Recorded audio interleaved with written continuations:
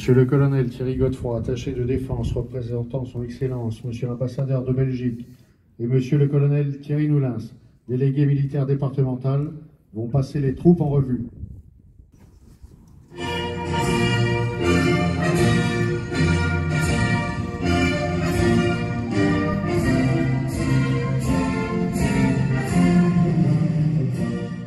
Monsieur André Liégeois devait être présent avec nous, mais des raisons familiales l'ont contraint à annuler sa participation.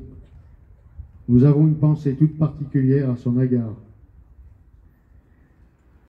Merci à Frédéric et à tous les amis du Monténésie, parce que ça fait plus d'un an que tu m'informes de cette histoire exceptionnelle, méconnue.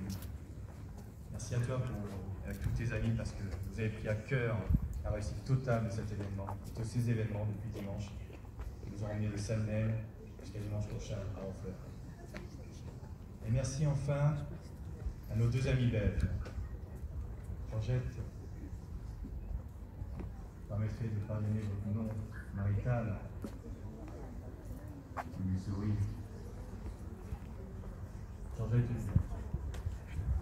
et Jean-Louis Maréchal, les amis de la Fédération de la Brigade Piron, qui se sont investis totalement pour redonner le sens à cette histoire qui est nôtre.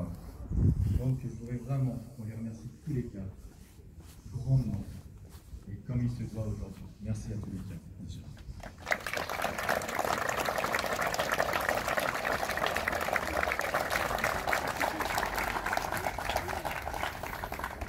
Depuis une semaine, nous vivons des moments exceptionnels, des moments intenses, faits d'émotions, de larmes, de sourires, de rires, de joie, de fleurs déposées, de verres trinqués, de bières dégustées, de visites royales, inopérées.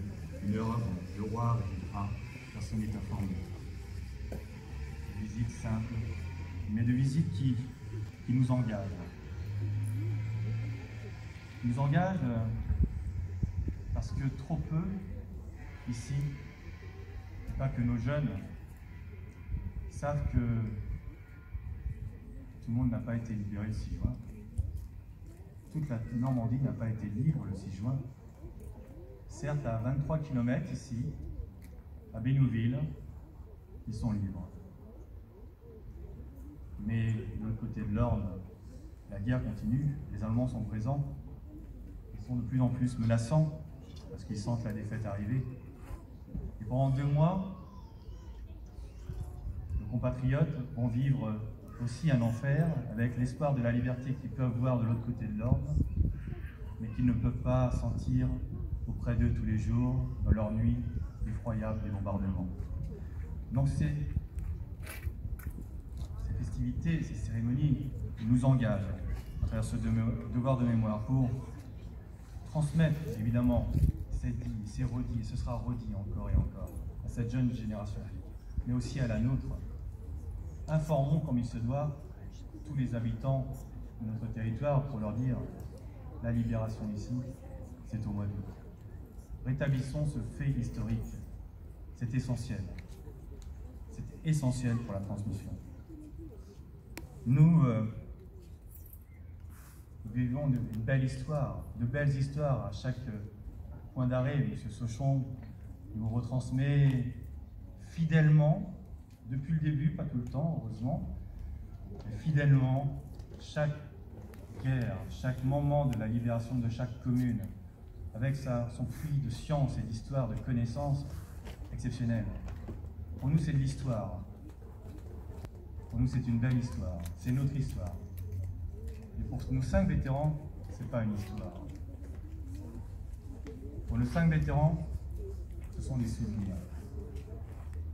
Les souvenirs de leurs 17 ans, quand ils s'engagent dans la résistance. Les souvenirs de leurs 18 ans, quand ils traversent les Pyrénées pour rejoindre l'armée en Angleterre. Les souvenirs des 3 mois passés au camp de Miranda, emprisonnés, interrogés, puis libérés. Les souvenirs des 3 à 4 mois d'entraînement au camp de Temby, au Pays de Galles. Les souvenirs enfin de l'embarquement outre-Manche pour débarquer à Courseulles et à Romanche. Les souvenirs qu'ils ont en eux, que vous pouvez voir à travers leur regard et entendre dans leurs paroles, sont là. Écoutez-les, regardez-les. Nous voyons l'histoire, eux, ils voient un souvenir. Ces souvenirs de cette approche près de Sanel, le 15 et 16 août. C'est le souvenir de leur camarade, Édouard Gérard, 20 ans, qui va mourir suite à un tir d'élite dans les rues de Sanel, le premier mort de la brigade Piron. Il a 20 ans, il a leur âge, ils ont le même âge. Pour eux, c'est simplement le souvenir de leur copain qui est parti à ce moment-là.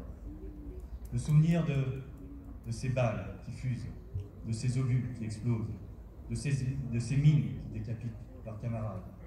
Le souvenir des nuits incessantes, le souvenir de ne pas pouvoir dormir, le souvenir de devoir avancer, de devoir ramper, le souvenir de dormir des fois même le fossé, le souvenir pour Georges de perdre une chaussure à Auberville, le souvenir pour d'autres de voir leurs camarades juste exploser à côté d'eux.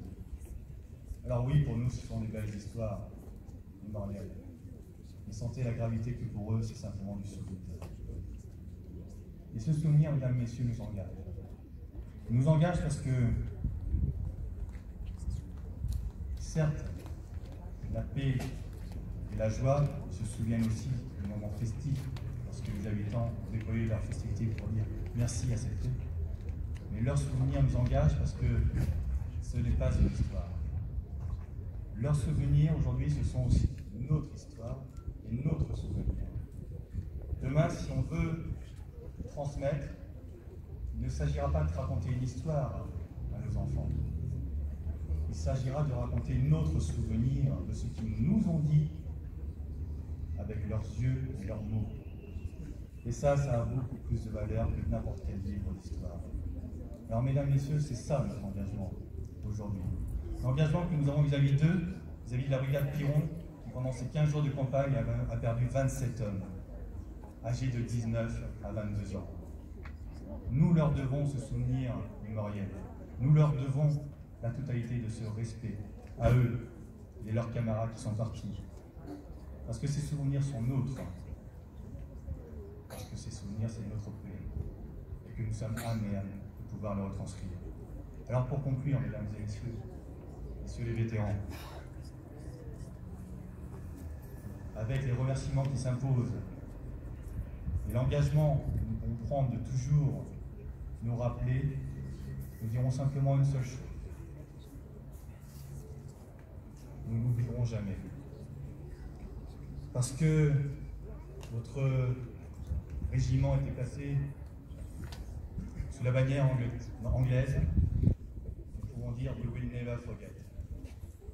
Parce que votre régiment était placé sous la bannière belge et luxembourgeoise, on dit nous n'oublierons jamais.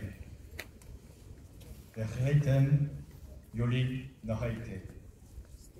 Parce qu'au sein de votre bataillon, il y avait des Sud-Américains, Argentins et Péruviens.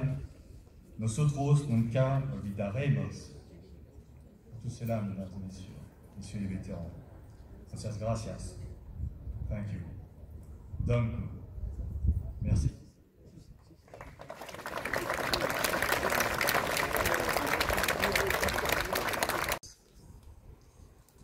Mais revenons-en aux combattants de la brigade Piron, appelés alors First Belgian Group, qui rongèrent leurs freins, façon de parler quand on imagine l'entraînement intensif qu'ils durent subir, près de 4 ans pour certains. Ils ne participèrent ni aux premiers jours, ni aux premières semaines de la campagne de Normandie. Je ne sais s'ils en furent frustrés, ils pourront nous le dire eux-mêmes, mais je suis convaincu qu'ils savaient que leurs efforts ne seraient pas vains et qu'ils pourraient tôt ou tard démontrer leur valeur militaire et leur volonté tenace de libérer nos patries. Cela ne tarda effectivement pas, et la campagne qui nous occupe aujourd'hui, bien que très courte, du 7 août au 2 septembre, moins d'un mois, fut extrêmement intense. Le baptême du feu ne se fit pas attendre bien longtemps, et malheureusement, ils payèrent le prix du sang. Proportionnellement, c'est en effet en Normandie que les pertes de la brigade Piron seront les plus importantes, avec, comme monsieur le député l'a dit, 27 morts entre le 16 et le 26 août. Preuve s'il en est que tous les efforts comptaient pour assurer le succès de l'offensive, dont d'autres épisodes, vous connaissez évidemment la date, sont bien plus connus et médiatisés, probablement à juste titre. Cette relative méconnaissance de leur sacrifice tient peut-être aussi à la presque légendaire modestie des Belges, qui certes savent ce qu'ils valent, mais ont toujours tendance à ne pas trop en faire. Et donc, je suis particulièrement gré aux autorités françaises d'ainsi honorer nos vétérans comme ils le méritent, car personne n'oublie évidemment les polémiques qui ont suivi notre capitulation le 28 mai 1940. Les combattants de la brigade Piron, dont 5 sont ici présents, à l'instar de nos aviateurs de tous les combats et de nos commandos déjà en action depuis 1942 sur le continent européen, ont ainsi un peu restauré l'honneur perdu de notre patrie et de notre armée. Même si, et je puis en témoigner comme ancien chef de corps d'unité ayant subi de très lourdes pertes en 1940, la toute grosse majorité de nos unités ont combattu courageusement contre un ennemi très largement supérieur. Cela m'amène pour conclure à une anecdote rapportée par un de ces combattants. Alors que son groupe progressait pour reconnaître le pont de Deauville sur lequel nous serons demain, des résistants furent tout surpris de les entendre deviser en français. Ils les prirent donc tout naturellement, avec beaucoup de guillemets autour de « naturellement », pour des Canadiens francophones. Il était probablement inimaginable pour ces résistants que des Belges puissent venir les aider à libérer leur ville et leur village. Plus personne ne trouve ça inimaginable à l'heure actuelle, car nous sommes présents avec nos camarades français, allemands, néerlandais, luxembourgeois, britanniques et tous les autres sur tous les théâtres d'opération où nos armées construisent la paix sur mandat politique. En cela, nous suivons l'exemple de nos vétérans, que nous respectons et remercions à tout jamais. Merci pour votre attention. La place de la brigade Piron va être inaugurée par M. Jacques Marie et Georgette Houblion.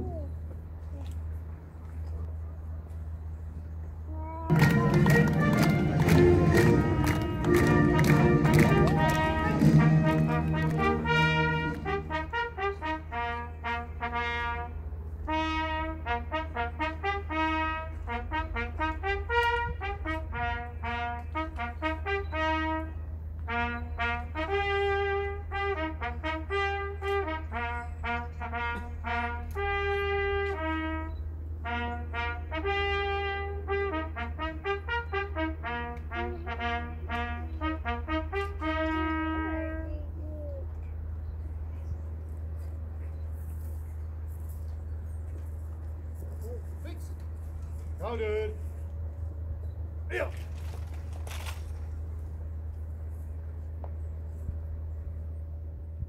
Les Pipers Steve Taro ont interprété The Lament.